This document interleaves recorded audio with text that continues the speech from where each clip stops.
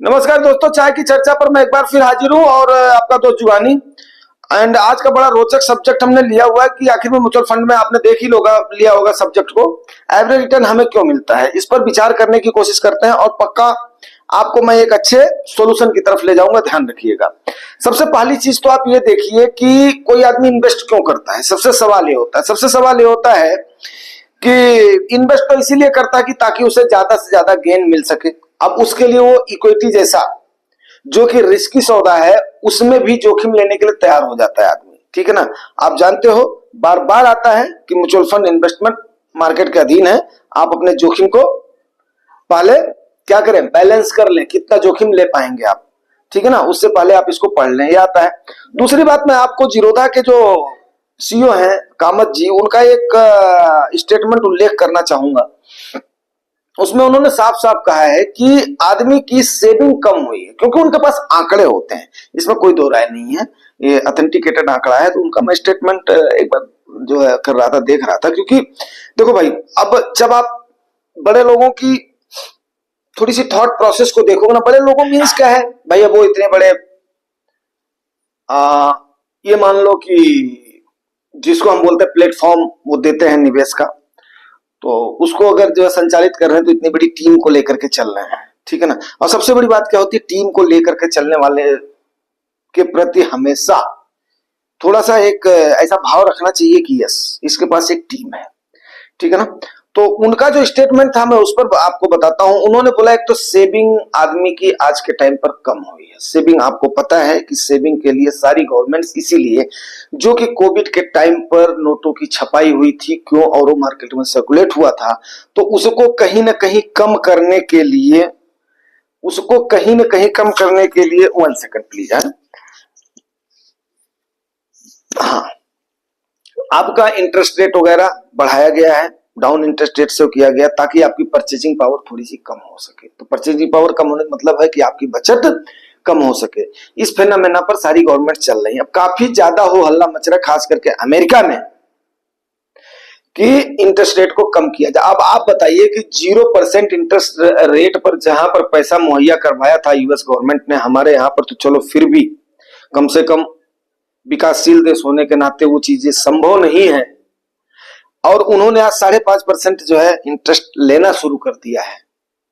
तो आप खुद सोचिए कि कितना उन्होंने परचेजिंग पावर को अपनी जनता का कम करने के लिए कितने कदम उठाए हैं। अभी भी इंटरेस्ट रेट कटअप की कोई भी वहां पर गुंजाइश नहीं। हाँ, थोड़े से जो आपके जॉब के आंकड़े आए हैं वो थोड़े से अभी उनके सही आए हैं।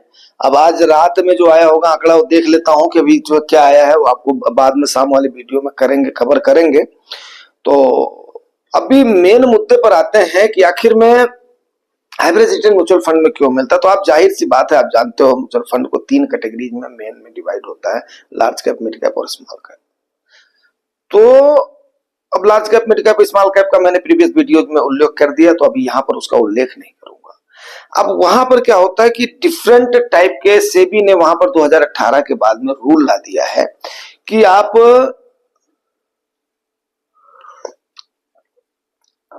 65% तक मिनिमम जिस इंडाइसेस का आपका फंड है उसको आपको इन्वेस्ट करना पड़ेगा।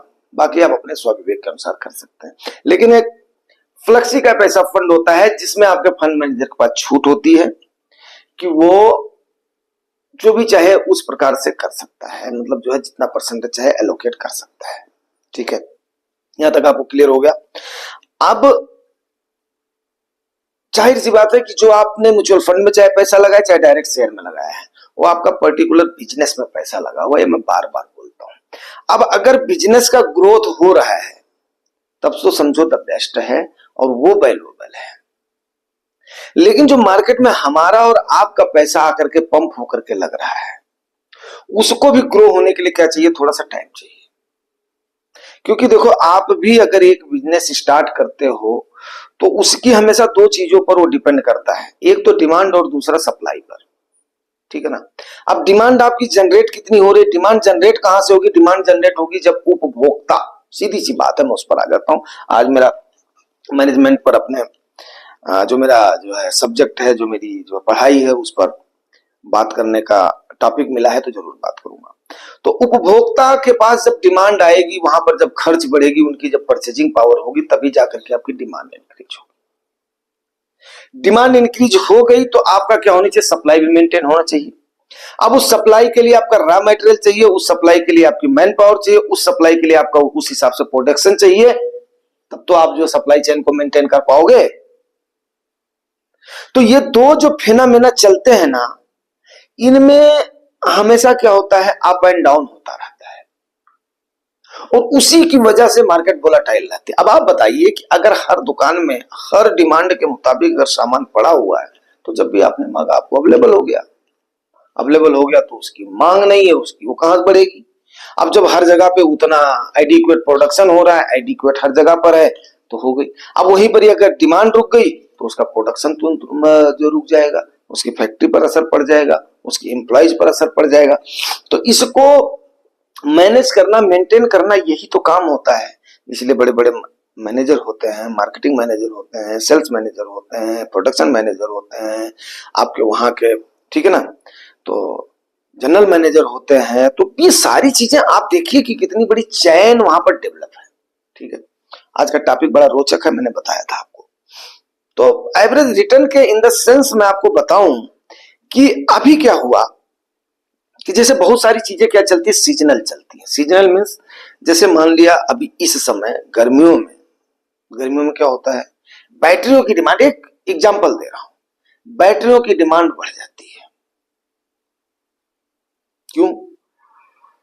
क्योंकि गर्मी से आपका चाहे गाड़ियां जो चल रही हैं उनकी इलेक्ट्रिकल सिस्टम पर आपका बहुत ज्यादा इफेक्ट पड़ता है, बैटरियां खराब होने के चांसेस बहुत ज्यादा रहते हैं। प्लस उसके बाद में और भी देखो, जैसे अभी इस समय आपका जब सीजन का मुताबिक है, जहां पर मैक्सिमम नॉर्दर्न इंडिया में क्या हो, नॉर्दर्न के साउथ में भी गर्मियां पड़ रही हैं, तो गर्मियां पड़ रही हैं तो उसके लिहाज से जितनी चीजें हैं वो आपकी चलेंगी, उनके शेयर्स चलेंगे। जैसे यही बरसात आ जाएगा तो अपना ठप हो जाएगा, ठंडी आ जाएगा तो चीजें ठप हो जाएंगी, तो उस समय क्या होगा, ठंडी की चीजों की डिमांड पड़ेगी। उसी प्रकार से क्लोथिंग का ले लो, आप इस समय टी शर्ट ज्यादा पहनोगे, हाफ पैंट ज्यादा पहनोगे, जो है अपना जो है ये अपना सैंडल्स वगैरह ज्यादा पहनोगे। अब आप इस समय ये मंकी वाली टोपी, मफलर, ये सब तो नहीं लगाओगे ना, स्वेटर, जर्सी, ये सब तो नहीं लगाओगे ना। तो आप खुद समझिए कि जिस प्रकार से, मेरे कहने का मतलब ये है, तो आपका फंड मैनेजर क्या करता है, आपका फंड मैनेजर उसी प्रकार के उनका चुनाव करता है कि ताकि वो हर सीजन में जितनी जो सीजनल चीजें हैं उनको करे। उसी प्रकार से जब वो टू व्हीलर के सेगमेंट में भी जाएगा, मतलब ऑटो सेक्टर में भी जाएगा, एफएमसीजी में जाएगा, इंफ्रास्ट्रक्चर में भी जाएगा, ठीक है ना, और भी जितने भी सेक्टर्स हैं वो सेक्टर्स के एक एक दो दो कंपनियां उठा करके उसमें डालेगा वो, ताकि वो साल भर में एवरेज उसका मेंटेन होता रहे। इसीलिए मैं बोलता हूं कि किसी भी फंड को अच्छा या बुरा बोलने से पहले कम से कम सोचिए उस फंड की साइकिल क्या है, आपके फंड मैनेजर की इन्वेस्टमेंट की स्ट्रेटेजी क्या है। तो तकरीबन जैसे मान लिया लार्ज कैप के उन्हीं 100 कंपनियों में से 65% तो सारे फंड मैनेजर को करना है ना। अब लोग ओवरलैपिंग करते हैं, मैं बोलता हूं क्या ओवरलैपिंग यार, थोड़ा सा एक बार देखो, ज्यादा परेशान मत हो, हर फंड मैनेजर को उसी में से मेंटेन करना है ना। अब वो 65% का हो सकता है 70% भी लार्ज कैप में ले जाए, अगर उसको दिखाई दे रहा है निकट भविष्य में कि भाई अभी यहां पर थोड़ी बहुत गिरावट की संभावना हो रही, तो उसका रिटर्न ना खराब हो, लार्ज कैप की तरफ एलोकेशन अपना बढ़ा देगा। या उसको देख रहा है कि हाँ सब कुछ ठीक ठाक चलेगा, मिड कैप स्मॉल कैप का एलोकेशन थोड़ा सा बढ़ा देगा। 65% का क्राइटेरिया है ना, लेकिन वो 35% तो उसके हाथ में है मिनिमम। अब वो ऐसा थोड़ा है कि 80% वो अपने यहाँ पर अपने लार्ज कैप नहीं ले जा सकता है, या मिड कैप वाला उसको नहीं ले जा सकता, स्मॉल कैप वाला 80% अपने में जो स्मॉल कैप नहीं ले जा सकता, नहीं, मिनिमम आपने उतना करना है। तो अब वहां पे क्या होता है कि आपका रिटर्न जो है ना उसके हिसाब से फिर बैलेंस हो जाता है, वहीं पर ही 1-2% अप डाउन करके ना सारे फंड्स का रिटर्न वहीं पर ही आ जाता है। अब प्रश्न ये उठता है कि आखिर में म्यूचुअल फंड का इन्वेस्टर फिर करे तो क्या करे, क्या वो एवरेज रिटर्न पर संतोष कर ले, या वो अपने रिटर्न को मैक्सिमाइज कैसे करे। तो बस इसका सीधा और सिंपल सा हिसाब किताब है, जो आपका थंब रूल बना हुआ है ना, क्योंकि इक्विटी में थंब रूल पर चलना बहुत जरूरी होता है। इक्विटी एक रिस्की सौदा है, अगर आप थंब रूल को फॉलो नहीं कर रहे हो तो किसी भी अनसर्टेनिटी की अवस्था में गाज किसके ऊपर गिरनी है, हमारे ऊपर ही गिरनी है। फंड मैनेजर का भी कोई नुकसान नहीं होगा। मैं आपको एक बात क्लियरिफाई कर दूं दोस्तों, फंड मैनेजर का भी कोई भी नुकसान नहीं होगा। क्यों? क्योंकि जैसे मान लिया अब उनके पास हजारों करोड़ों का इनफ्लो आ रहा है, ठीक है ना, अब 10 20 100 200 करोड़ रुपए का अगर मान लिया अप डाउन हो भी गया तो उनकी सेहत पे क्या फर्क पड़ रहा है? 0.30 0.40% उनका, चाहे आपकी मार्केट अप हो चाहे डाउन हो, चाहे आपका प्रॉफिट हो चाहे ना हो, चाहे आपका नोशनल प्रॉफिट बढ़े तो उस पर भी उनको मिलना है, और आपका जो कार्पस लगा हुआ उस पर तो उनका एक्सपेंस रेशियो आपका मिलना है। इसीलिए daily by daily expense ratio का क्या होता है, बड़ा इंटरेस्टिंग सा वीडियो है ये आज का। तो उस पर एक्सपेंस रेशियो आपका कटना ही कटना है, तो उनकी सेहत पे कोई फर्क नहीं पड़ रहा है, तो फिर वो इतना ज्यादा हेडेक क्यों लेंगे? अब जैसे क्वांट वाले देखो, छोटी सी एमसी थी और इन्होंने इतना, हालांकि मैं उसका फेवर नहीं करता हूं, बाई एंड होल की स्टार्ट तेजी से देखो, आपके पराग पारिक ने सबको नाको चने चबवा रखा है। क्वांट ने उतनी मेहनत करने के बाद में भी, इतनी चर्निंग के करने के बाद में भी आप देखिएगा इस साल में अपने कैटेगरी एवरेज, अपने उसको बेंचमार्क को बीट नहीं कर पाए हैं। तो आप सोच लो, ज्यादा चर्निंग से ज्यादा उससे नहीं होता, ये एक फंड का साइकिल चलता है और ये तकरीबन सारे फंड्स पर हावी होता है। क्लियर हो गया आपको? अभी जो आपको वो पोर्शन आपको जो बताया हुआ ना, आपके रिस्क की एपेटाइट प्लस आप कितना उसमें एकदम से कंजर्वेटिव भी नहीं रहे, एकदम से मॉडरेट भी ना रहे और एकदम से रिस्की भी ना हो जाए। मैं आपको सही बताऊं कि एवरेज बंदा जो होता है ना, कभी भी देखना वो थोड़ा अच्छे से निकल जाता है। तो मेरे कहने मतलब ये है कि थोड़ा सा एवरेज बनने की कोशिश करो। अब मैं एवरेज बनने की कोशिश क्यों बोल रहा हूं, क्योंकि यार देखो, मैं 40 साल के पहले तक ना मैं काफी उतावला में भी रहता था, ठीक है ना। 35 साल से पहले तो बहुत ज्यादा उतावला था, 30 साल पहले और ज्यादा उतावला था।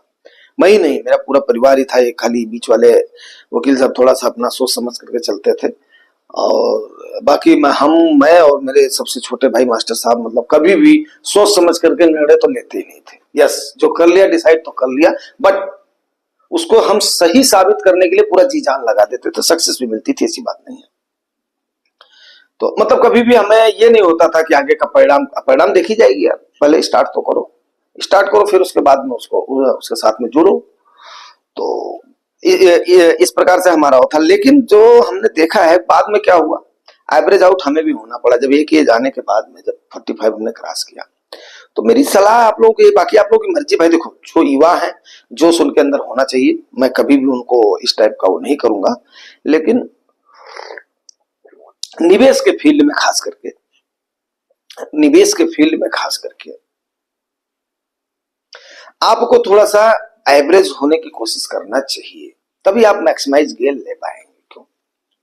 क्योंकि देखो यार, मैं आपको एक बात अच्छे से बता दूं कि जब आप काम ना करने की स्थिति में होते हैं ना, लोग बोलते हैं ना मैं तो जो है रिटायरमेंट का कार्पस ले लूंगा, मेरा इतना है वो है, वहां पर वो दो चीजें भूल जाते हैं। एक तो इन्फ्लेशन को भूल जाते हैं, और दूसरी चीज वो ये भूल जाते हैं कि धीरे धीरे उनके इन्फ्लेशन के अलावा उनकी जिम्मेदारियां और उनके खर्चे इंक्रीज होते चले जाएंगे।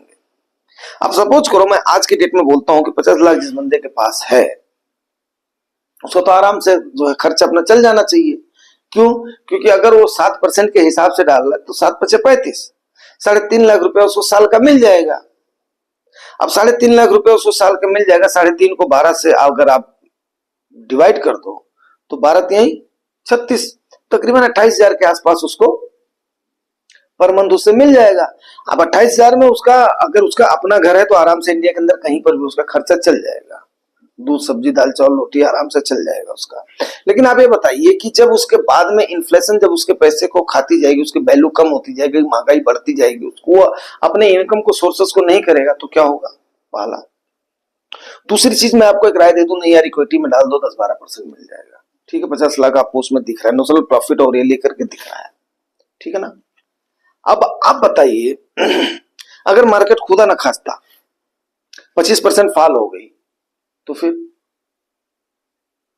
25 पंचे 125, तो 12.5 लाख रुपए तो आपका ऐसे ही हो गया। देखो भाई मैं ऐसे ही जो है कैलकुलेट कर देता हूँ हमारे मैथ के टीचर से +2 में। और हमारा यार यूपी का मेरे टाइम पर तो जो सिलेबस बहुत ही टफ था, ठीक है, तो वो बहुत बड़ी बड़ी कैलकुलेशन बिल्कुल जो है भवानी लाल श्रीवास्तव जी थे, उनको कोटसा नमन, गुरुदेव थे हमारे, बहुत बड़ी बड़ी कैलकुलेशन वो बिल्कुल एकदम से आंखों में कर दे। और हमें भी डांटते थे क्या ये कुछ पुचुर करते रहते हो, सोचो और जोड़ो। तो ये तकरीबन मान करके चलो 35-36 लाख रुपए आपका हो जाएगा उस समय। अब उस समय आपके पास अगर रिस्क लेने की एपेटाइट नहीं है तो आपका गया ना खाली देखने के लिए था ना, मैं कैसे बोलता हूँ उसको। इसलिए भाई मेरे आपको जो एवरेज रिटर्न है ना इसके मुताबिक आपको जो कैलकुलेट करना चाहिए। और जब तक आप काम करने की स्थिति में हो तब तक आपको जम करके काम करना चाहिए, ठीक है ना। ये नहीं यस आप लाइफ को एंजॉय करो, जब आप जो है सिक्योर हो गए हो तो यस लाइफ को आप करोगे, काम को थोड़ा सा स्मार्ट करना शुरू कर दोगे, जो आपकी इस टाइप की फालतू वाली मेहनत है उसको थोड़ा सा कम कर दोगे। लेकिन मैं ये कभी नहीं बोलूंगा कि मेहनत करना कम कर दो। तो आज के सेशन को हम यहीं पर ही क्लोज करते हैं, क्योंकि आपको मैं उम्मीद करता हूं कि समझ में आ गया होगा कि जो हमने आपको आज का जो सब्जेक्ट दिया था जिसकी वजह से आप आए थे आपको समझ में आ गया होगा। आपने कुल मिलाकर के क्या करना है, अपनी मेहनत करती रहनी है, आपने इन्वेस्टर जाना है और वहां तक चले जाना है जब आपका नोशनल प्रॉफिट गिरने के बाद में भी आपकी सेहत पे कोई फर्क ना पड़े। तो अब आप समझ गए होंगे मैं क्या बोलना चाह रहा हूं कि भाई इतना % अगर फॉल आएगा, बिगेस्ट फॉल आएगा तो भी मेरी सेहत पे कोई फर्क नहीं पड़ेगा, मेरी अर्निंग पे कोई फर्क नहीं पड़ेगा। वहां से SWP स्टार्ट करो और वहां से उसके बाद में फिर जय राम जी की करो। ठीक है दोस्तों, तो क्लोज करते हैं।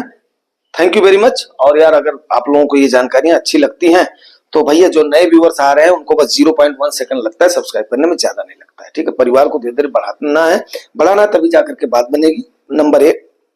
नंबर 2 यार काफी सारी जो है क्वेरीज है, काफी सारी वो है, कवर करता रहता हूँ। आज कोशिश करेंगे, देखते हैं आज शाम को कवर करेंगे, ठीक है ना। और बाकी जो भी आपकी क्वेरीज है आप अपना डालते हैं फंड वगैरह की तो जरूर उसको भी मैं सॉल्व करता हूँ, ठीक है ना। लेकिन ये है निवेश की जर्नी एक बार स्टार्ट किए हो ना तो बेशक चाहे छोटे अमाउंट से करो लेकिन कंटिन्यूटी बना करके रखना है। मार्केट में सबसे जरूरी चीज है कंटिन्यूटी को बना करके रखना। तो उम्मीद करता हूं आपको जानकारी अच्छी लगी होगी। अच्छी लगी है तो रिवार्ड जरूर करना, रिवार्ड आपको पता, लाइक से सब्सक्राइब। Thank you.